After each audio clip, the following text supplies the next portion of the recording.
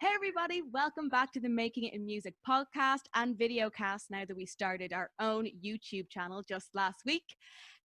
This week, we're coming back at you with a bang because we finally got all the little bugs fixed. We know there's been a bit of an audio issue with a few of our interviews so far.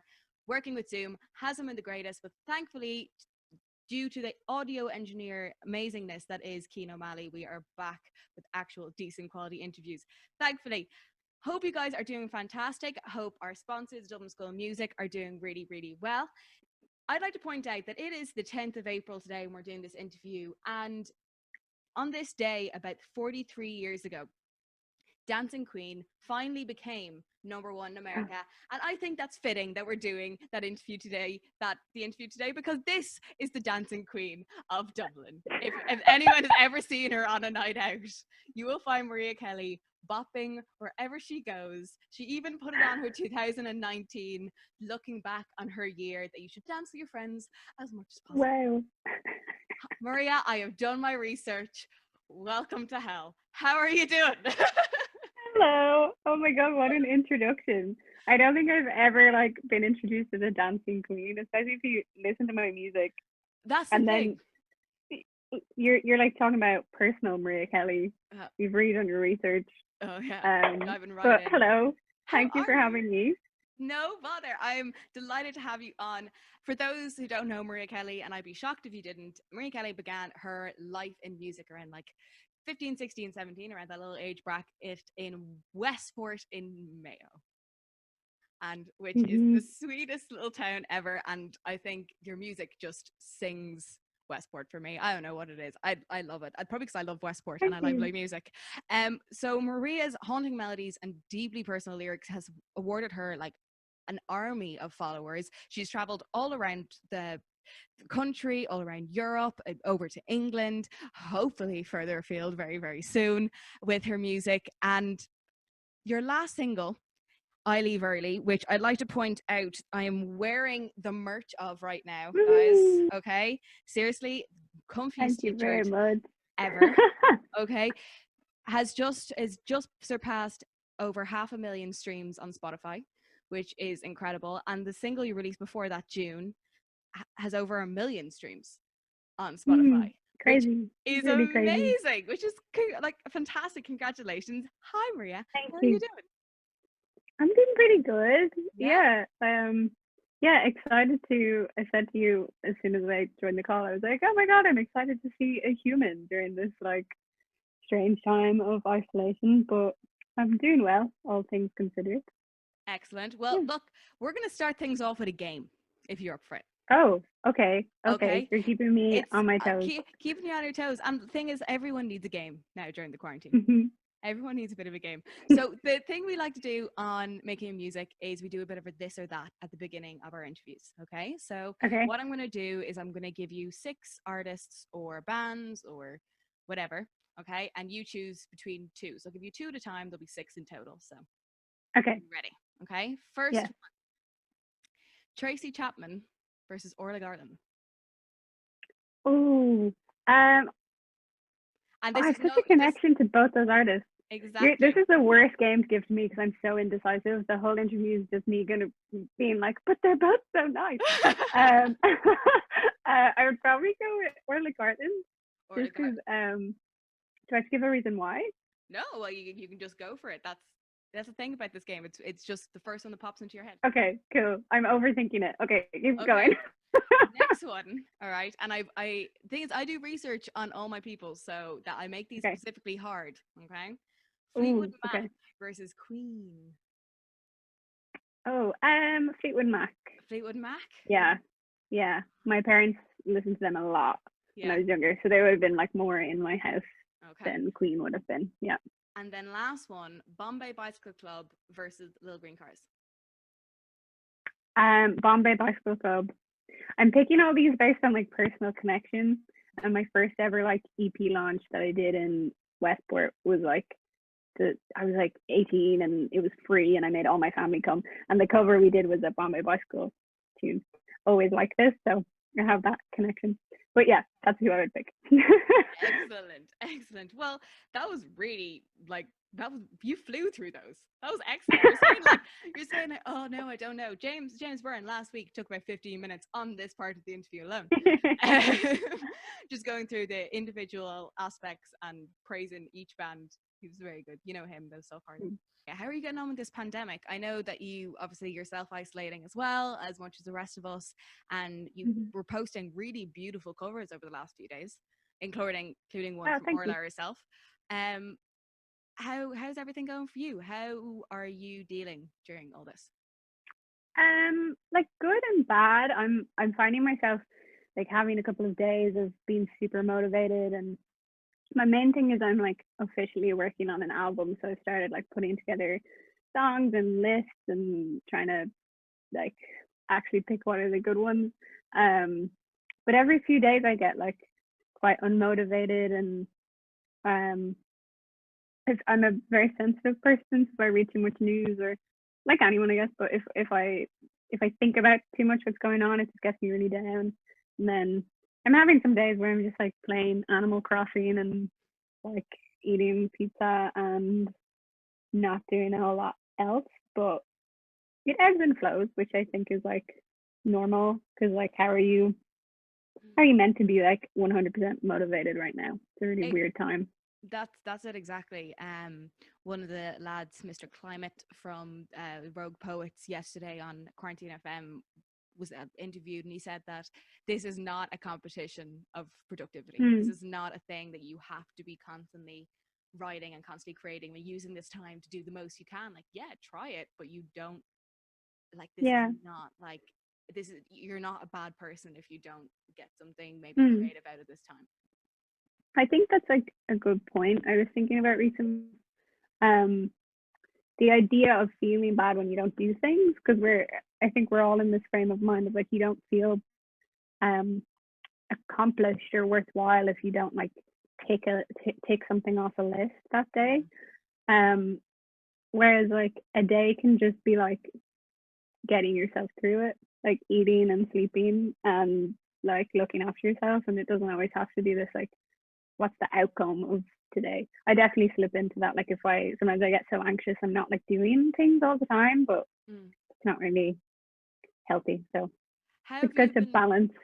You're like a really huge advocate for mental health. You talk about it like you talk about it freely with people. You're a big person at trying to get the talk of mental health to the forefront of Irish culture.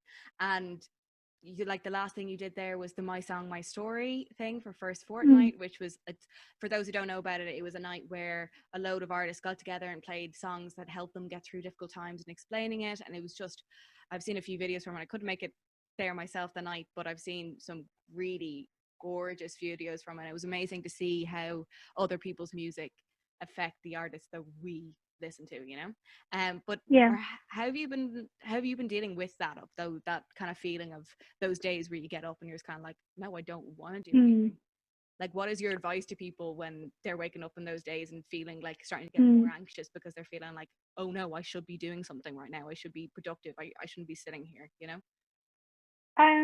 It's hard because I think different people really react differently to ways of coping, but stuff that's helped for me is trying to be like present as much as possible, which is like everyone is always talking about mindfulness and meditation, and because it actually works, but even if it's not a 10-minute meditation, if it's just how do I explain it? I read about some tools recently of kind of certain questions to ask yourself when say for myself, I get very caught in my feelings in my head a lot, and a good question sometimes to ask is, what is the next action that I have to do? Like, because any of us, you can only ever do the next thing, and the next thing could be brushing your teeth, but you're thinking of all the 20 steps in front of you that you have to do, but you can't do any of them without doing the small ones.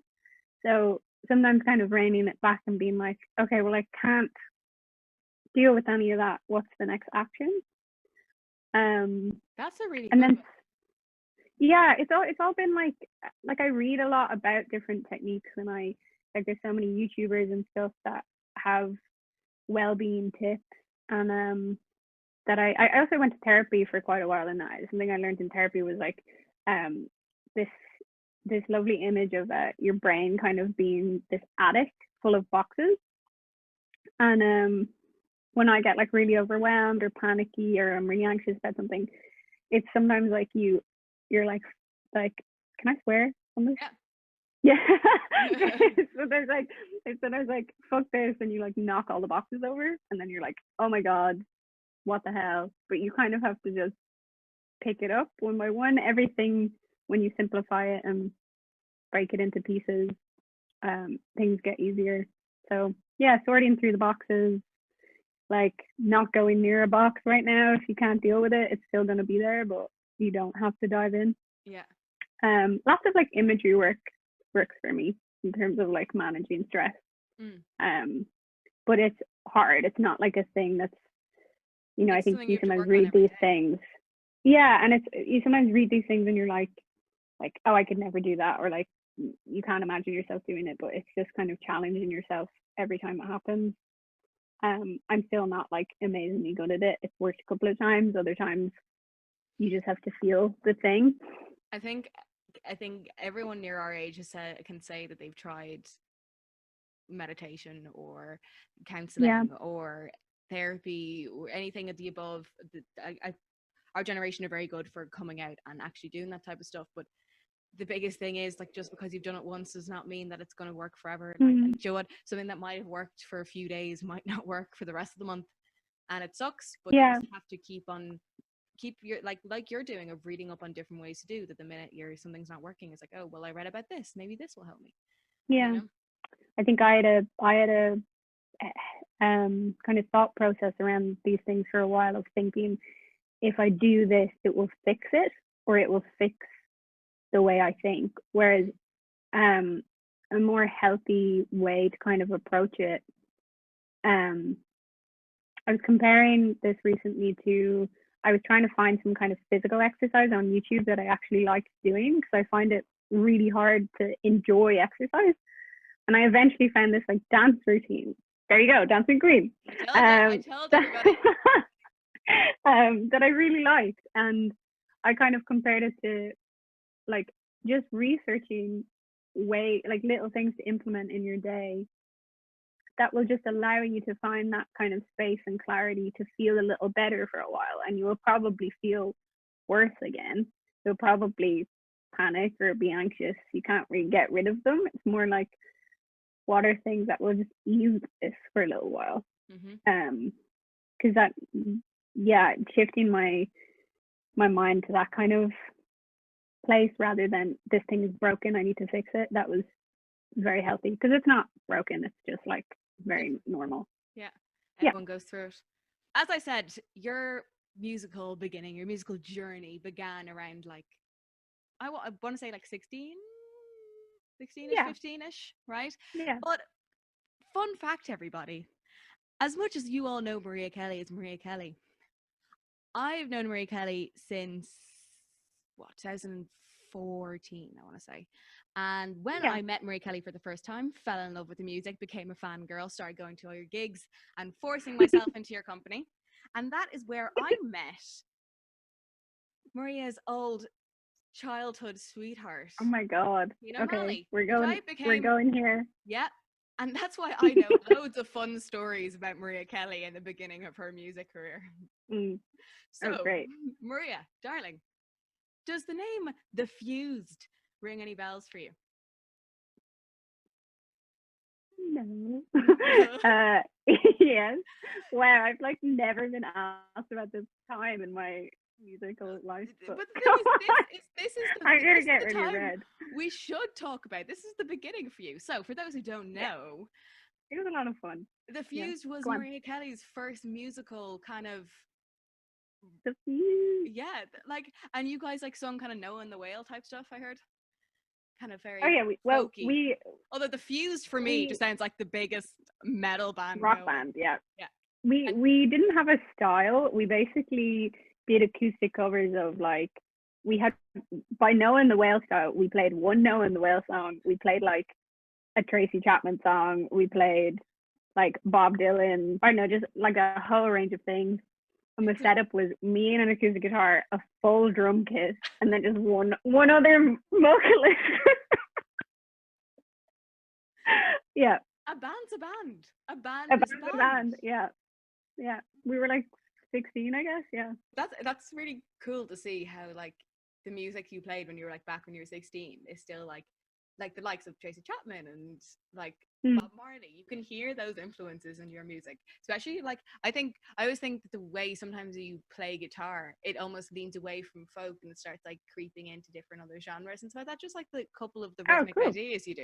Then so your first go with that was like the Fused turned into what was the name? I was loving this. I was having all the information. Buskin Robbins was the name. That's a great name. Thank you. That's a fantastic name. And then you moved on to playing solo, and your big kickoff was in school. Was a school contest. Yeah. Oh my God, I can't believe we're going down this memory lane. Yeah, it was the All Ireland Talent Search. So I entered this, like, I don't know if people remember this. I don't think it's still going, but I don't know if it is. But it was just like different heats and different. It'd be like town, county, Connacht, and then like all of Ireland. But yeah, I entered. That was the first thing I did, but like my own music.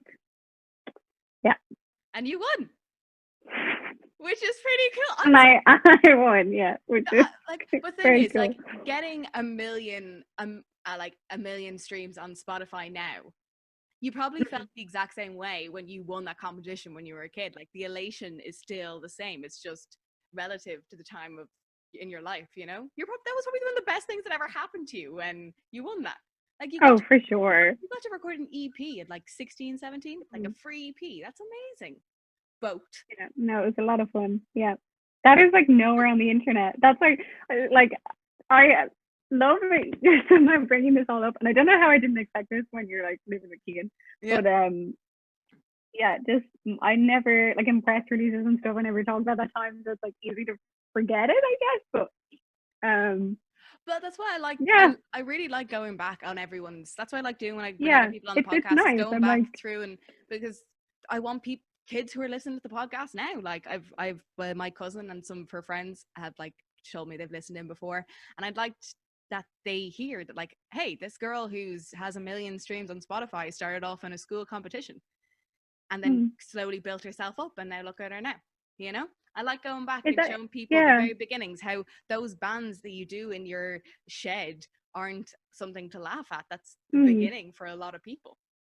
You know, that's really nice. It's actually very nice reminiscing on it. I don't think about it a lot, and then you can get very sucked into like business mode and like what's the next thing. Yeah, you're right, of like I think a 16-year-old like 16-year-old Maria could like see some of the stuff now. It'd be pretty cool. So that's nice to think about. 16-year-old Maria.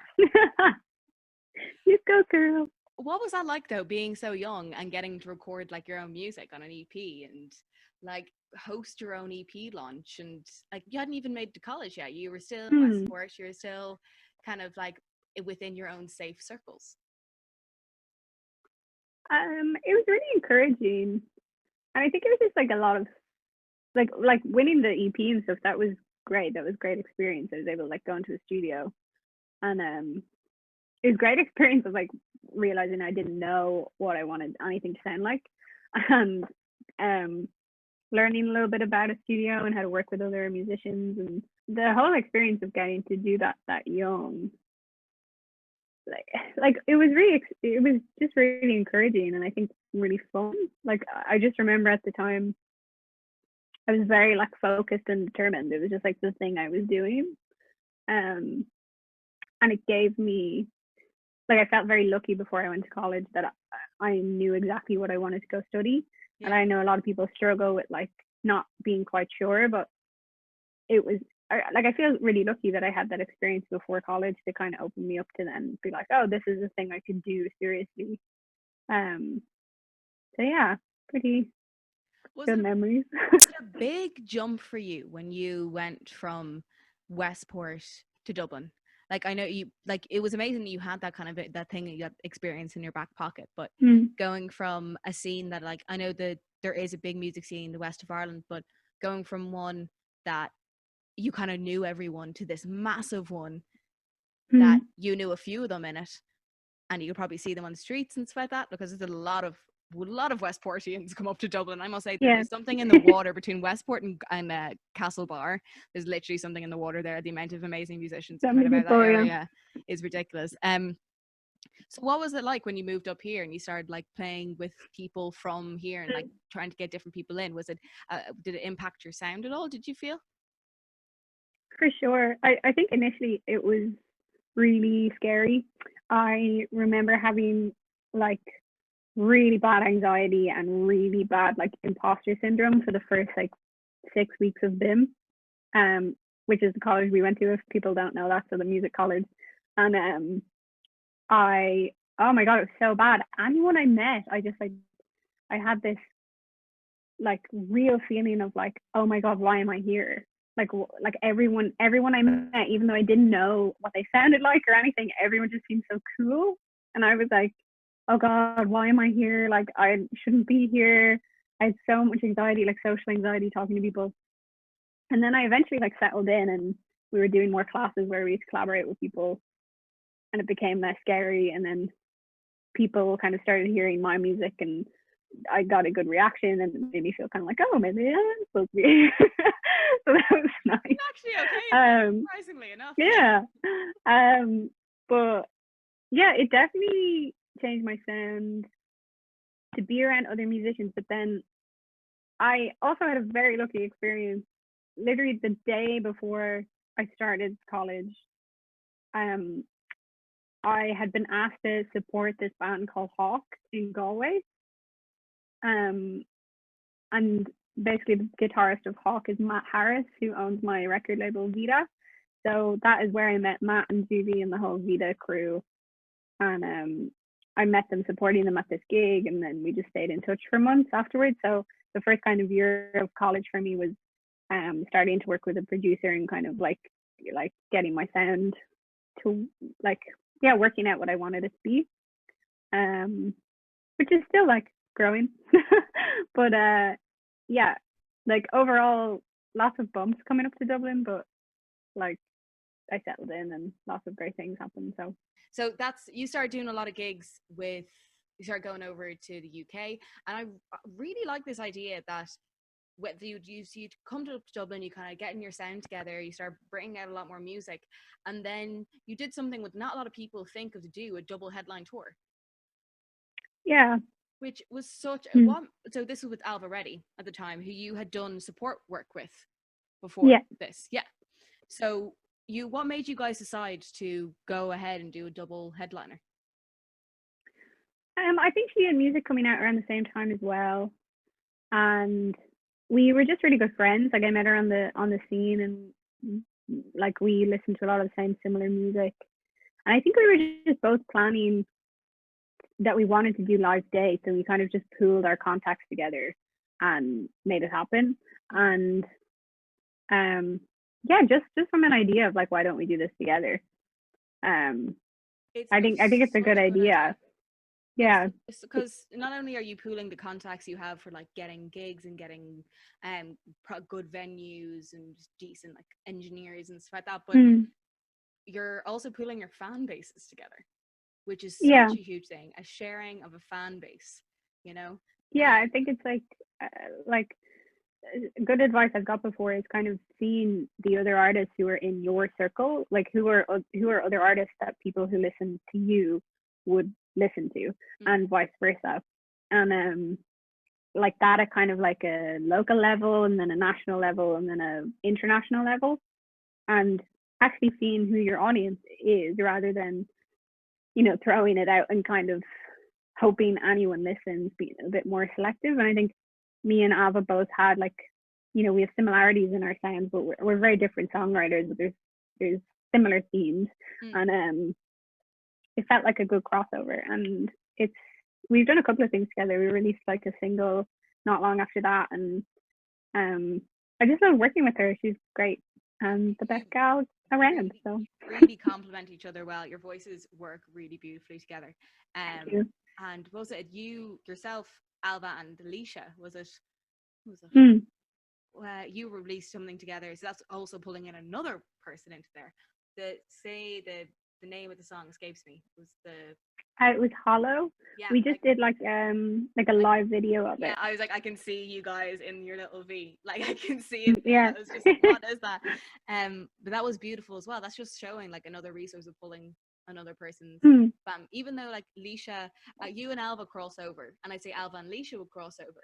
But then you and Mm. Leisha would probably be the furthest away from each other, but then you cross over using Alva, and it's this lovely mesh of all these different Mm. people from similar but different genres working together, which is really cool, which is a huge thing that we always advocate on making it in music is please guys help each other out. We are not in competition. I know it seems that way, but Mm. look, Spotify is screwing us all over an equal amount, okay? So might as well stick together.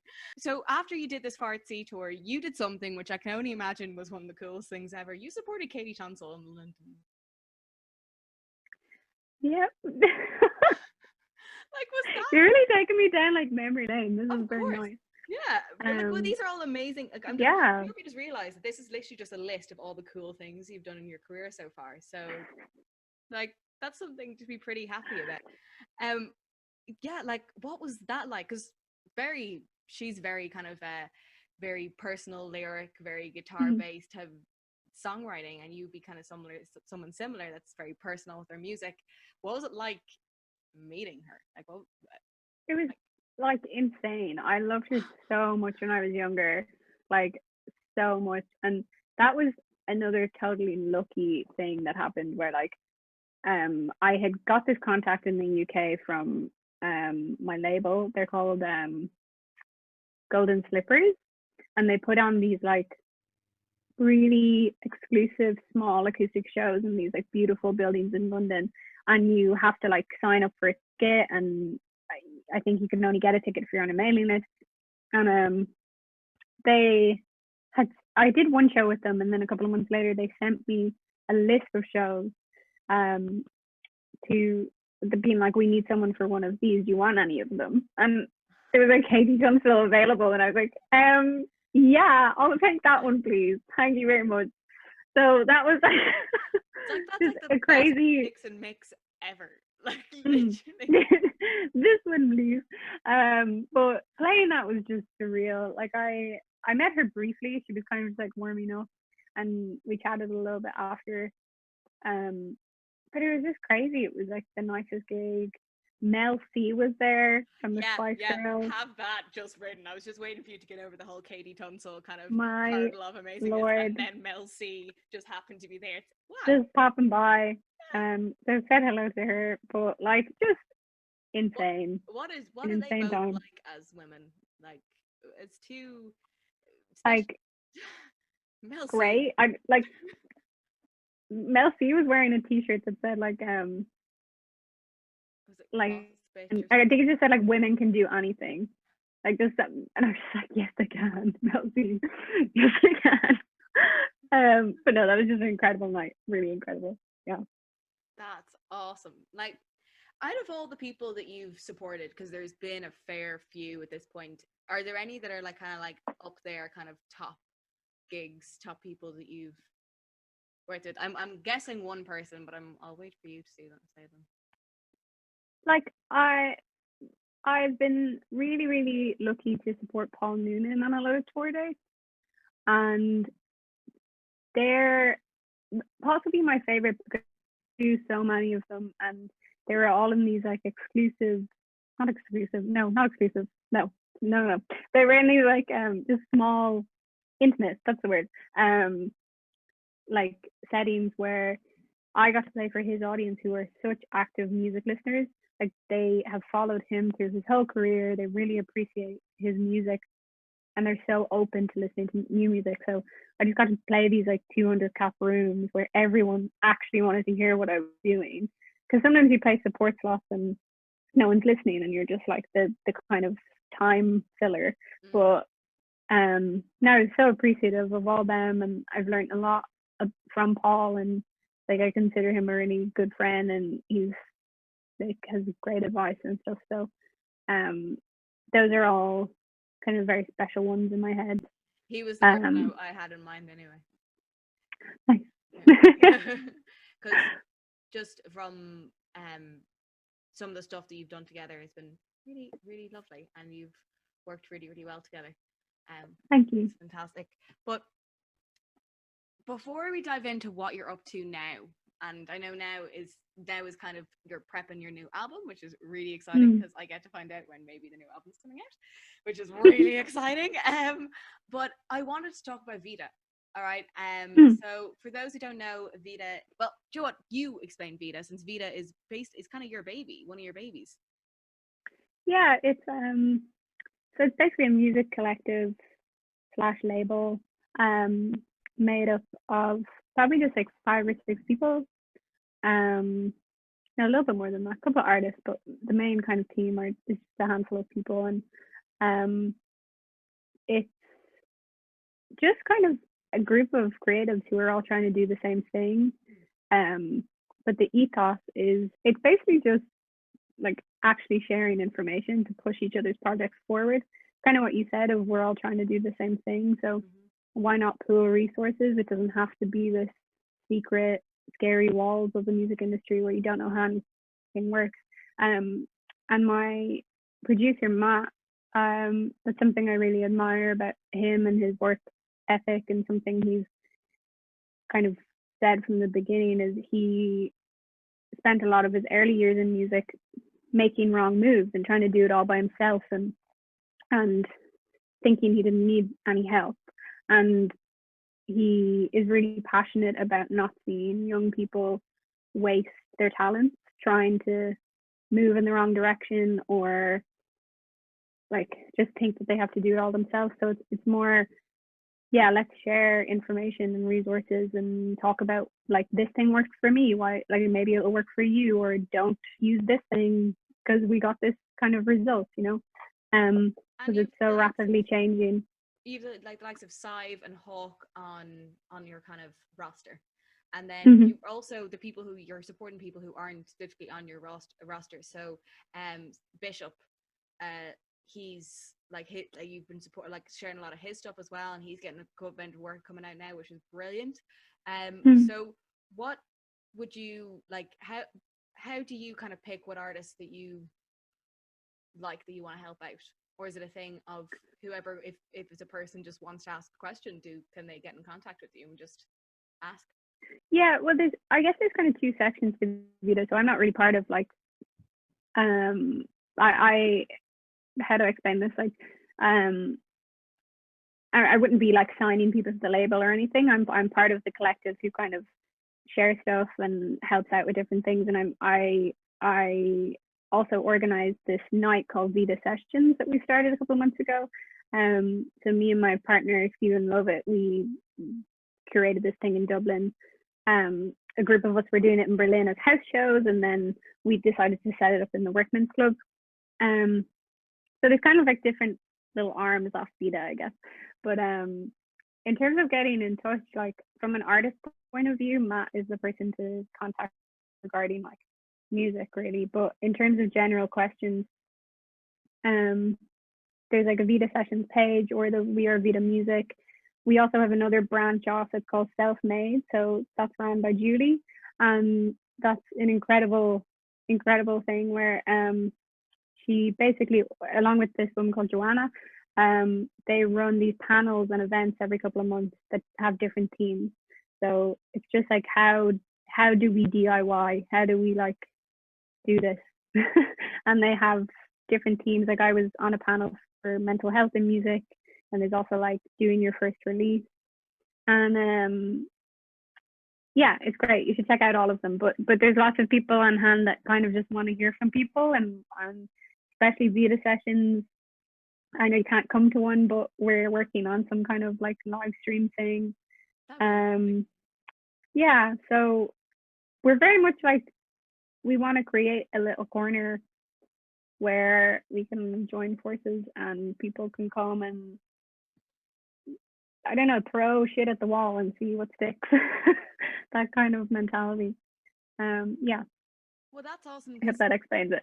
No, that's really good, and especially the whole self-made thing. I really recommend checking out some of Mm. the self-made panels because they're just really, really interesting. And also just in general, a lot of the artists that are on Vita, like Hawk, are brilliant. Sive is brilliant. Yourself, fantastic. It's just a really, Mm-hmm. really nice bunch of Irish musicians there. But what I think back there, you actually brought it up. Berlin. What made you go to Berlin? What was the thing? Um, a cheap room, post college existential dread. Um, and just kind of like, why not?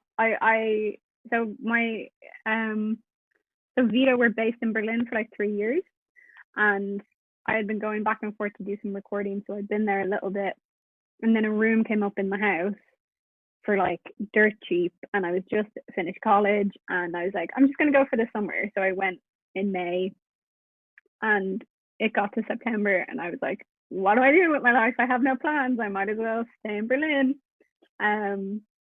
Yeah, Well, that so was where all it your really. music Just like, makers were. for sure, yeah. And I was like writing, and it was just somewhere new to be.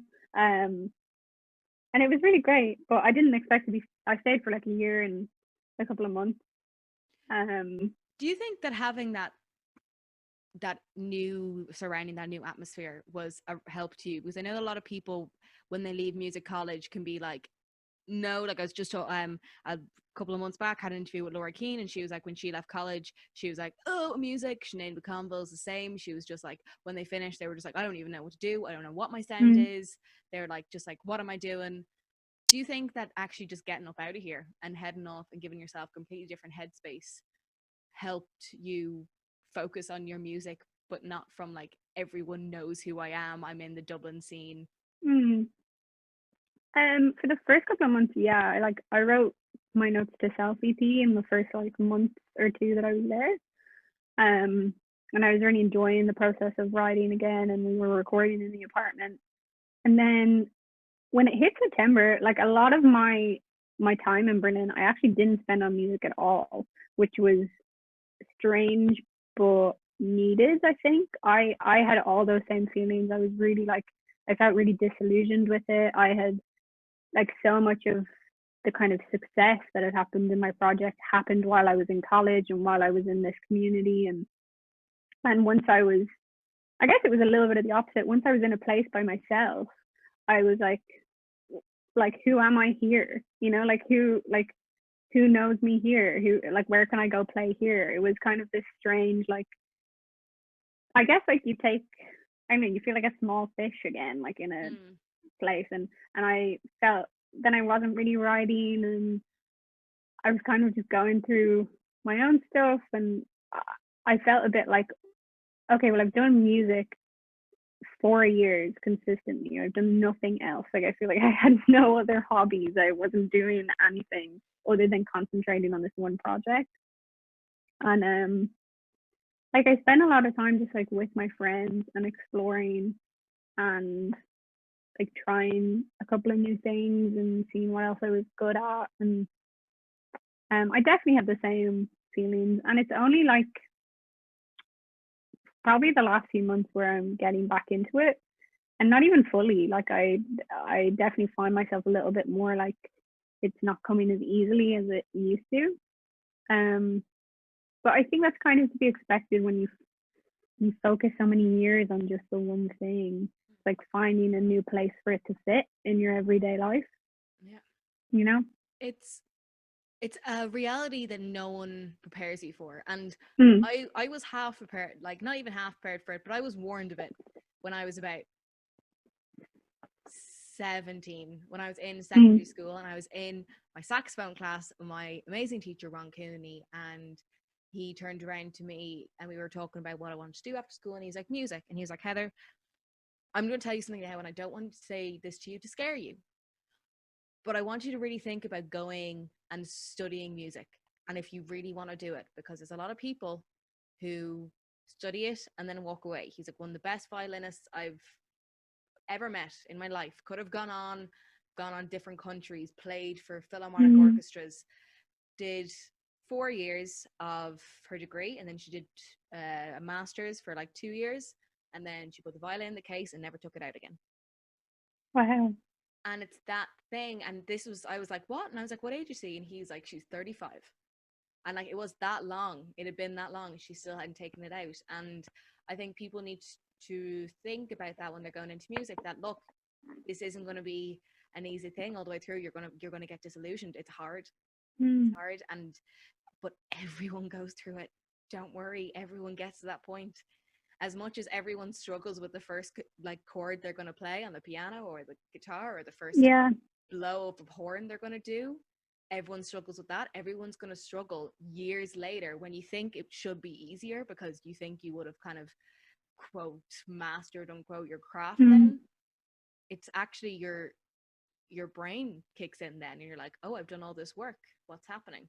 But yeah, where's the result, I guess? What's the next thing? and that's when you really need to take a step back and think, are you doing this for yourself, or are you doing this because you think it's the only thing for you? And I think a lot of us had to deal with that question, especially after leaving college and stuff like that, like Spell K, Laura Keane, myself, yourself. Oh my God, the list goes on. But the big thing is, do this for you. Don't do this for anyone else. Don't do it for the money or the fame or anything like that, because you know what? Some days you're going to wake up and not want to touch anything, not want to listen to anything. But it's okay. It happens. The same. It's a job like everyone else's, and sometimes you don't want to go to work. And that's okay. Yeah, it's that thing of making like your creative hobby a job. Yeah. But you are handling it pretty well, as much, and like I think the whole thing of you being open about your mental health and you're very open in your lyrics. Your lyrics are amazing. Oh, thank you. And I love them. I would highly recommend everyone just to try deep dive into Maria Kelly's lyrics. Just the way, no, you've a really good rhyme, like pattern scheme. Everything is just rolls very nicely off the tongue. I think that's a big thing for you. Well, like from a person standing outside, that you are very open about it, which is really cool. That your fans are always kind of know what's going on, you know, and they're happy to wait for it. But I've been waiting, Maria. And you're putting together an album. Tell me all about it. It's very much like the beginning of the process right now. I'm just gathering songs.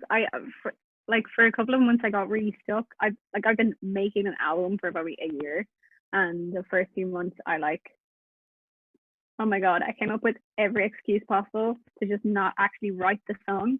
Like I was like, I'll do a concept album and it will be like this, and the track list will go like this, and I'll do this, and I'll use these colors in my press shots. And I was like, all of these things ahead of actually just making this thing. I don't think it was because like I was like scared to start, or like I also feel this kind of like your first album has to be the best thing you're ever gonna make, which is not true at all. It will probably be maybe the worst. I don't know. But it's very like I have maybe like 6 or 7 songs that are album worthy. Maybe I'm like looking at a secret list that's on my whiteboards over here. But no real like release date yet. Like will it be some of some tracks we've heard before, some tracks that have been already released, or do you think it will be kind of all new material? I would say probably all new, bar like maybe 1 or 2. Wow. Fair play. Yeah, hopefully. I don't feel like I feel like I Leave Early might be in that kind of era, this new era. But the ones before that feel quite different to me, so I don't think they would be in this. But I'm kind of playing with ideas of like reworks and some songs, or like a collaboration on something, and like working through it. But I'm hoping to have some music from the album out this year. But I don't know when in full. It'll probably be out next year, like early next year. Well, that's fingers crossed. Awesome. That's so good. And I know we're kind of in quarantine now, but do we think we'll have any Maria Kelly live sessions? Yes, I do want to do one. Maybe next week. I don't know. I guess I can do it anytime. But yeah, I've been wanting to play some of my new stuff in general, so I Send think out I a will. few feelers. Yeah, maybe do one next week. Excellent. Maybe. And if people were to find you, it's just Maria Kelly online. I'm pretty sure if you type in Maria Kelly into Google, you can find all of your things. It comes up straight Actually, if away. you type Maria Kelly into Google, Mariah Carey comes up, which is amazing. But Maria Kelly music Now anywhere, you'll that's the find it. dancing queen. Yeah, I actually kept having these hilarious experiences in Germany. I did a couple of gigs, and they would always introduce me as Mariah Carey, like just the way they pronounce my name, or they just kind of read it and like saw it as Mariah Carey, and I'd be standing there at my acoustic guitar, being like, "It's not who you think it is." But Just thank hold you. your hand up to your ear for a few seconds and just be like,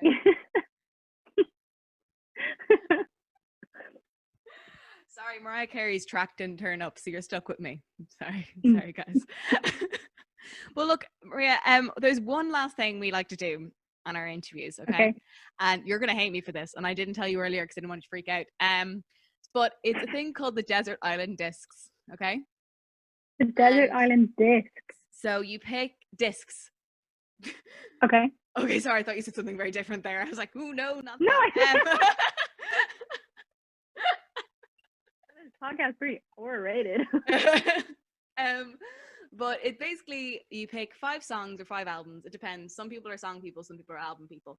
That you, if you're being picked up, taken away to your own little quarantine island, you had 5 albums to bring with you. What would they be? Okay. And I'm just going to tell you now, the minute we end this interview, you're going to think of 5 new albums. So don't overthink it. I would definitely pick albums. Whoever's picking songs, why would you just want 5 songs on the deserted island when you can have albums? But I think it's because Lucy Rose. Albums. Oh, fair. Lucy Rose, Like I Used to. Caroline Polachek, Pang. Such good box. Yeah, I have like a mix of like sad folk songs and then songs I can dance to. Regina Spektor, Begin to Hope. Amazing album. That shoots me back to like 16-year-old Heather so bad. Saint Sisters album, probably. It's such a beautiful record. Oh my god, one more. Come on, Maria.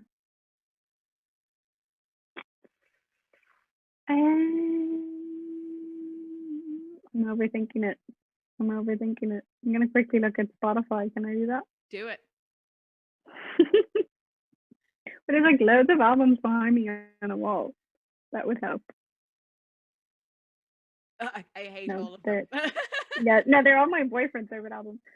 Why can't I think of one person? That's the thing. It's like when someone asks you to sing a song and all you can think of is Happy Birthday.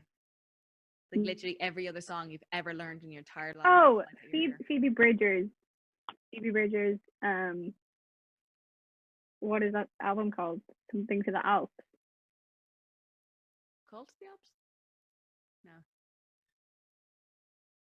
I don't know the name. There. Nearly got it. I'm so embarrassed. I can't remember this. Stranger in the Alps. That would be the one I would pick.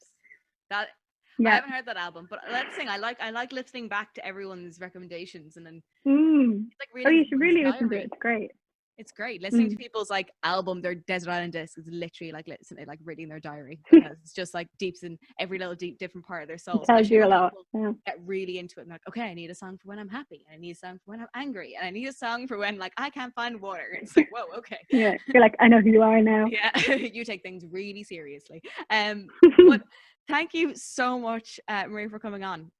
It has been so much fun. No problem. Thank you. Yeah, thank you for having me. It's nice to catch up. Yeah, make sure everyone check out Maria Kelly's music. Her last EP, Note to Self, was fantastic. The song June, July, brilliant. All of them. I am a huge fan. As you can probably know, I only bring on people that I'm a fan of. So I love all the people who I've had on. Thank you so much for listening in to our podcast this week. Thank you for watching us. I did my makeup for you and actually put on me too clothing. So I hope you appreciated this. I hope you guys are all keeping well. Please stay safe during this time. It's a bit mad, but we are going to get through this together. Make sure you just listen to loads of music, sing really loud, and just have a great day. So thanks very much for coming in. We've been the Making It Music podcast. We'll see you next week. Bye bye.